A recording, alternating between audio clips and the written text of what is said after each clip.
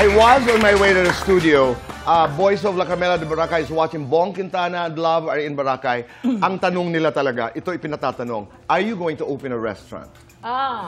Someday, yeah. Diba? But I will take my time figuring out my taste, my cuisine. Ayan po. At saka, Abby, it's also a gift. Ang gaan talaga. Inuulit-ulit ko talaga. Ang gaan mo panoorin. Salamat po. Kayo naman ang saya-saya. Thank you. Thank you so Thank much. you. Okay. Now it's time to do fast talk with you. Sabay tayo. Sabay ba kami sa Tito Boy? Basta si Dennis Trillo nahihirapan daw kasi ang galing nyo raw umarte. Nakakayo. Di ba? Okay, Abdul. Balbas, bigote. Balbas. Malambot, matigas. Matigas. Maharot, chumarot. Maharot. Abdul sa umaga, ano sa gabi? Disney princess. Marcy, mare, pare. Mare. More views, more fans. More fans. Mas yumaman, mas gumanda. Mas gumanda. Marcy sa gabi, ano sa umaga? Bethany. Para sa inyong dalawa. Sa inyong dalawa, sino ang mas matinik? Tito Abdul. Mas sabulin. Tito Abdul. Tito. Mas maraming pera. Tito Abdul. Mas maraming ex.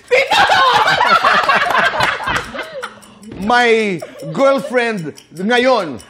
Boy. Lights on or lights off? Lights on. Any.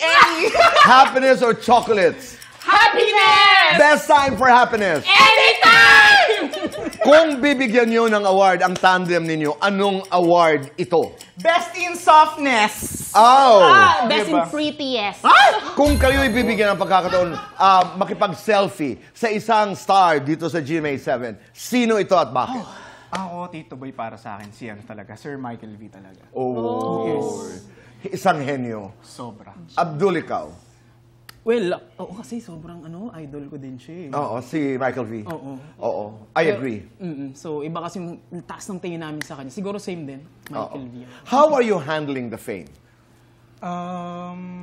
Ano lang, Tito Boy, go with the flow lang kami. Tsaka hindi namin minamadali. Okay. Inantay lang namin na kusang dumating lahat ng mga bagay-bagay. Alright.